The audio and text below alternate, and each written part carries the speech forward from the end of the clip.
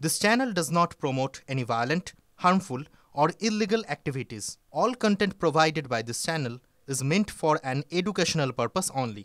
SIR এই মুহূর্তে এ রাজ্যে মধ্য গগনে আর অনুপ্রবেশকারীরা বাংলাদেশি অনুপ্রবেশকারীদের বুক দুরুদুরু আর বিভিন্ন জায়গা থেকে তারা পগার পার যেমন স্বরূপনগরের হাকিমপুর সীমান্ত সেখানে পৌঁছে গিয়েছিলাম আমরা এবং পুশব্যাকের এই মুহূর্তের যে ছবিটা সেই ছবিটা আমরা তুলে ধরেছিলাম সবার আগে অনুপ্রবেশকারীদের হোল্ডিং সেন্টারে তুমুল বিশৃঙ্খলা হোল্ডিং সেন্টারের সামনে একদল লোকের হুজ্জতিও আজকে আমরা দেখতে পাই এবং শুধু তাই নয় আমাদের অর্থাৎ টিভি9 বাংলার প্রতিনিধিকে কাজে বাধাও দেওয়া হয় গায়ে হাত দেওয়া হয় ক্যামেরা ভাঙার চেষ্টা করা হয় আরো একবার সেই সময়কার ছবি দেখুন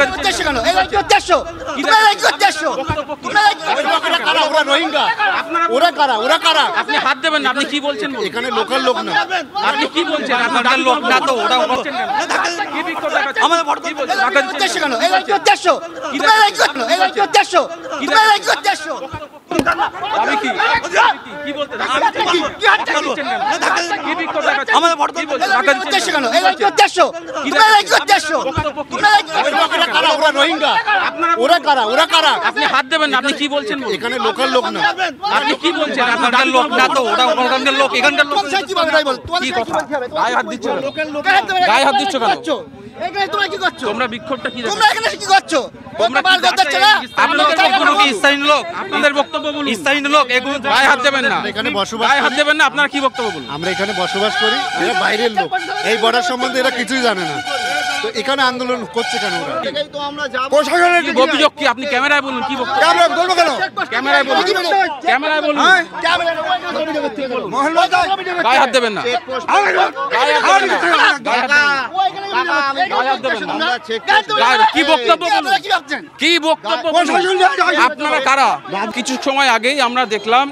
কয়েকজন মানুষ তারা স্থানীয় একটি সংগঠনের তরফ থেকে এসে তারা এই বাংলাদেশিদের হটানোর দাবিতে তারা বিক্ষোভ করছিলেন এবং তারই মধ্যে উল্টো দিক থেকে কয়েকজন যারা নিজেদেরকে বলছেন তারাও স্থানীয় বাসিন্দারা তারা হাকিমপুরের বাসিন্দা তারা এখানে এসে আচমকাই বিক্ষোভ দেখাতে শুরু করলেন এবং এই মুহূর্তে হাতাহাতির ছবিটা আমরা দেখাচ্ছি এবং আমরা দেখলাম যে সংবাদ মাধ্যমকেও কিন্তু কি হয়েছে দাদা আপনার বক্তব্যটা কি বল বিক্ষোভ দেখাচ্ছেন আপনারা ধাক্কাধাক্কি করছেন হাতাহাতি আমি ধাক্কা করিনি কিন্তু ওই মহিলাটা কথা বলছে যে ওই মহিলা মারার দরকার এরা কারা যারা এসছে তারা কারা স্থানীয় হ্যাঁ স্থানীয় আপনারা সংবাদ মাধ্যমে গায়ে হাত তুলছেন সব আছে সমস্ত কিছু রেকর্ড হয়েছে আপনারা কারা আমরা ওই হিন্দু পরিষদের পক্ষ থেকে আমরা এসেছি বাংলাদেশি অনুপ্রবেশকারী রোহিঙ্গাদের বিরুদ্ধে আমি আবার ছবিটা দেখা বলবো বচসা চলছে দুপক্ষের মধ্যে আমি এবার বিএসএফের কাছে প্রশ্ন করছি ওই তো চেকপোস্টে চলুন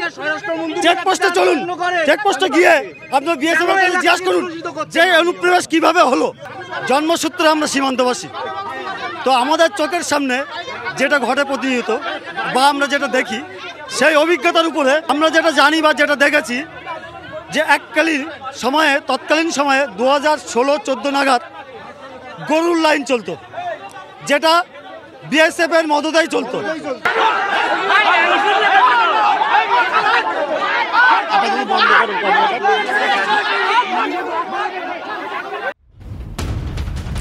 এই মুহূর্তে আমাদের সঙ্গে সরাসরি হাকিমপুর থেকে রয়েছেন আমাদের প্রতিনিধি সুজয় পাল এবং একই সঙ্গে একদিকে যখন বাংলাদেশি এই অনুপ্রবেশকারীদের তাদের পালানোর একটা হিড়িক দেখা যাচ্ছে সীমান্ত এলাকায় ঠিক একই সময় সীমান্তে নজরদারিও চলছে সেটাও দেখাবেন আমাদের প্রতিনিধি শান্ত আমি প্রথমে সুজয়ের কাছে যাই সুজয় এই যে ছবিটা দেখলাম আমরা যে এরা কারা হঠাৎ করে তারা এলোই বা কেন তারা সাংবাদিকদের গায়ে হাত দিচ্ছিলেন কোথায় তাদের সমস্যা হচ্ছিল গন্ডগোলটা কেন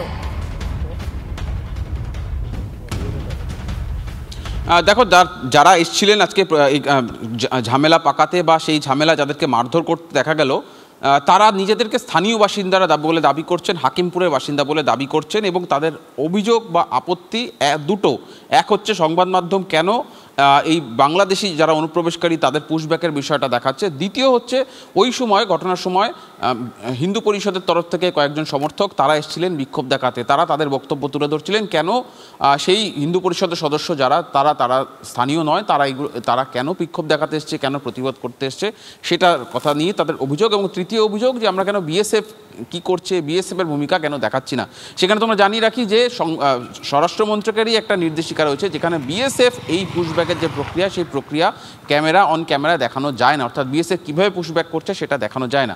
ফলে সেটা আমরা বোঝানোর চেষ্টা করি বিক্ষোভকারীদের, তারা কিছুতেই বুঝতে রাজি নন। যখন তারা বুঝতে রাজি নন তখন তারা কাজে বাধা দেন, ধাক্কাধাক্কি করেন, অশ্রাব্য ভাষায় গালিগালাজ করেন, ক্যামেরা কেড়ে নেওয়ার চেষ্টা করে, ক্যামেরা ভেঙে দেওয়ার চেষ্টা করে। আমি এবং আমার সহকর্মী অমিত দাস, তাকেও মারধর করে।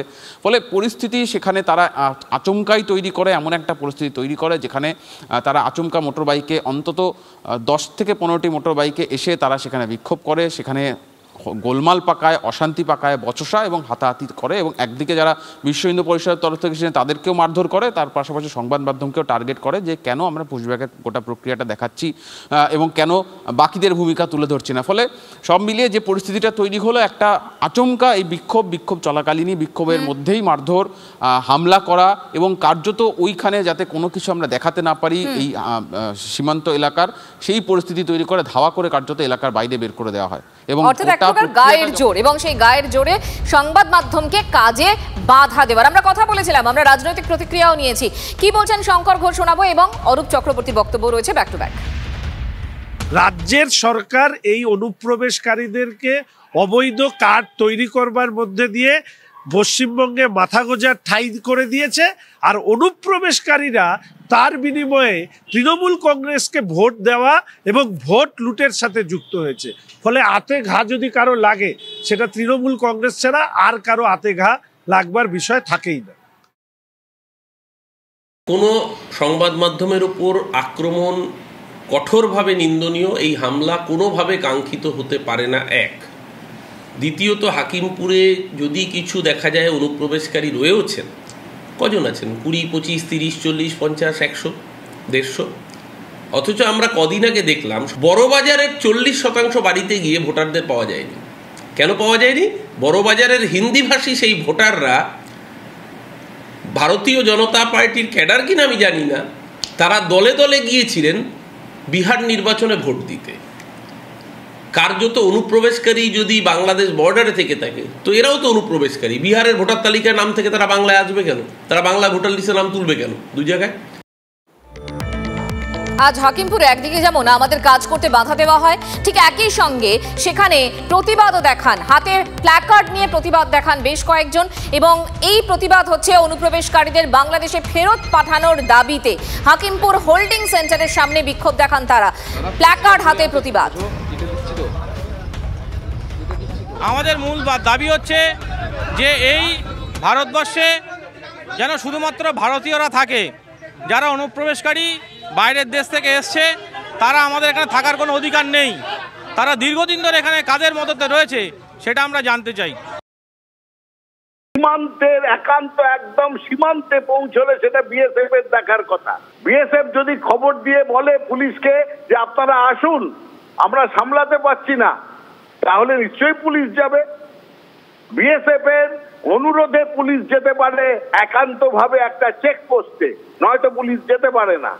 এটাও হচ্ছে আমাদের ভারতবর্ষের আইনি ব্যবস্থার মধ্যে পড়ে। আমরা দুঃখিত যে আপনাদের সাংবাদিকের উপরে আক্রমণ হয়েছে, ওই বিশ্ব হিন্দু পরিষদের বদমাইশরা এই কাজ করেছে। এসআইআর আবহে ভিড় বাড়ছে সীমান্তে, অনুপ্রবেশকারীরা যারা ছিলেন তাদের বাংলাদেশে পালানোর হিড়িক। আর এই পরিস্থিতিতে এবার সীমান্তে নজরদারি আকাশপথেও। পরিস্থিতির উপর নজর রাখতে বিএসএফ এর ইস্টার্ন কমান্ডকে নির্দেশ। স্বরাষ্ট্র মন্ত্রকের সায়ন্ত রয়েছেন আমাদের সঙ্গে। সায়ন্তর নির্দেশে ঠিক কি বলা হচ্ছে, কিভাবে এই সার্ভেলিয়েন্স চলবে?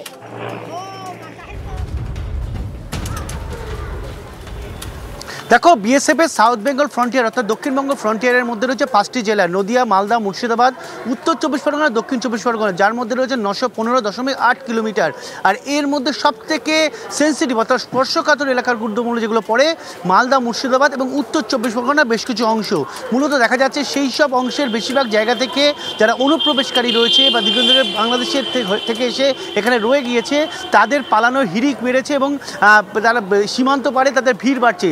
ইতিমধ্যে স্বরাষ্ট্র মন্ত্রকের তরফে বিএসএফ ইস্টার্ন কমান্ডের কাছে সতর্কতা এসেছে যেন এর ওপর কঠোর নজরদারি রাখা হয়, অরক্ষিত অংশ থেকে যেন এই সুযোগে কেউ অনুপ্রবেশ না করতে পারে বা উগ্র যারা মৌলবাদী সংগঠন তারা এই অরক্ষিত সীমান্ত দিয়ে যেন কোনোভাবে ভারতীয়রা প্রবেশ করতে পারে সেরকম যেন নজরদারি বাড়ানোর নির্দেশ এসেছে। তেমনই IG south Bengal frontier Anish প্রসাদের তরফে গোটা সীমান্ত তার অধীনস্থ সাউথ বেঙ্গল ফ্রন্টিয়ার এলাকা রয়েছে, সেখানে এরিয়াল সার্ভে অর্থাৎ আকাশপথে সার্ভে চলছে। তিনি নিজে বিএসএফের হেলিকপ্টার করে গোটা সীমান্তের পরিস্থিতি ঘুরে দেখেছেন, এমনকি কোথায় কোথায় যেখানে যেখানে ভিড় রয়েছে সেখানে নিজের হেলিকপ্টার নামিয়ে সেখানকার যারা কমান্ডের শীর্ষ কর্তা রয়েছে তাদের সঙ্গে বৈঠকও করেছেন। অর্থাৎ আকাশপথে নজরদারি, নিজের সীমান্তে গিয়ে নজরদারিও কিন্তু করা হচ্ছে বিএসএফের সাউথ বেঙ্গল ফ্রন্টিয়ারের তরফে, যাতে কোনোভাবে অরক্ষিত সীমান্তে কোনো সমস্যা না হয়। আনিস প্রসাদ অর্থাৎ বিএসএফের যিনি দক্ষিণবঙ্গ ফ্রন্টিয়ারের আইজি, ইতিমধ্যে যেটা জানা যাচ্ছে যে তিনি নিজে গোটা বিষয়টি নিজে পরিদর্শন করছে, কারোর উপরে না, নিজে দাঁড়িয়ে থেকে এই মূলত এই ভিড় এলাকাগুলোর কি অবস্থা সেখানে দেখছেন। ধন্যবাদ সায়ন্ত, নজর রাখো। চোখের চিকিৎসা করাতে এদেশে আসা আর তারপরেই থেকে যাওয়া 20 বছর ধরে বঙ্গে জাঁকিয়ে বসেছিল বাংলাদেশি স্যার গুতোয় এখন ঠাঁই হোল্ডিং সেন্টারে ডাক্তার দেখানোর জন্যই থেকে যাওয়া সাফাই অনুপ্রবেশকারীর কোনো নথি ছাড়াই বছরের পর বছর কিভাবে বাস বাংলাদেশি পরিবারের, কেন নজরদারি ছিল না স্থানীয় প্রশাসনের, কাদের মদতে সুখে বাস করছে এই অনুপ্রবেশকারীরা বিশেষত এ রাজ্যে বাংলায়। দৃষ্টিহীন কবে এসেছিল ছেলে? আমরা অনেক দিন এসেছি। কতদিন? 20 বছর। 20 বছর ভারতে?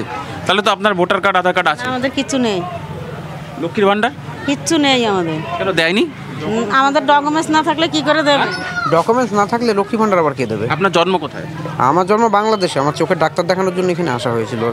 20 বছর ধরে আছেন? হ্যাঁ। 20 বছর ধরে আপনার ছেলে রয়েছেন চোখের ডাক্তার দেখাতে? আমরা এসেছিলাম, ডাক্তার দেখাইছি, এই ডাক্তার ওই ডাক্তার পাল্টাপাল্টি করে 20 বছর লেগে গেছে। হ্যাঁ, তা সুরাইয়ার যেতে পারিনি, বয়সে এখন বর্ডার খুলে দিয়েছে, তাই বাড়ি যাচ্ছে। 20 বছর ধরে এই ডাক্তার ও ডাক্তার হচ্ছে? ডাক্তার দেখাইছে আর এই জায়গায় এমনি থাকছিল, ওর বাবা কাজ করছিল। কি কাজ করে? ও যখন যা পায়, জোগাড়ের কাজ, রঙের কাজ, জোগাড়ের রঙের। কোথায় সেটা? ডানকুনি। আপনার ডানকুনিতে থাকতেন? কি বাড়ি ভাড়া নাকি? না, ভাড়া বাড়ি থাকতাম। এখানে 20 বছর আগে আসছিলেন কি করে?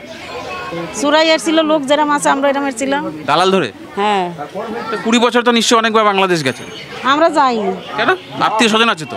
আছে, একবার গেছিলাম, চলে এসেছিলাম। কি করে গেলেন, কি করে আসলে? ওইরকমই গেছি, এসছি, আর বলতে পারছি। দালাল ধরে বর্ডার পার করে? আচ্ছা দিদি, এখানে আপনার রেশন কার্ড হয়েছিল? কোনো কার্ডই নেই আমাদের। কেউ করে দেয়নি? আবেদন করেছিলেন? না, আমরা কি করতে পারবো? আমরা বাংলাদেশের লোক, বাংলাদেশ ফিরত যাওয়ার কার্ড করে কি করবো? অসুস্থ হলে হাসপাতালে যেতেন না? হ্যাঁ, হাসপাতাল তেমনি ওষুধ আনতাম, কিনে খেতাম। তখন আপনার ওখানে তো নাম লিখতে হতো? তা নাম লিখছি। অদ্ভুত দাবি। 20 বছর ধরে বলছেন ভারতে রয়েছে, ছেলের চোখের সমস্যার জন্য ডাক্তার দেখাতে এসেছিলেন নাকি 20 বছর ধরে। 20 বছর ধরে এই ডাক্তার ওই ডাক্তার ঘুরেও ডাক্তার পাওয়া যায়নি, ফলে এই দেশেই থেকে গিয়েছেন এবং তাদের দাবি তাদের কোনো ভারতীয় নাগরিকত্বের পরিচয় নেই। এবং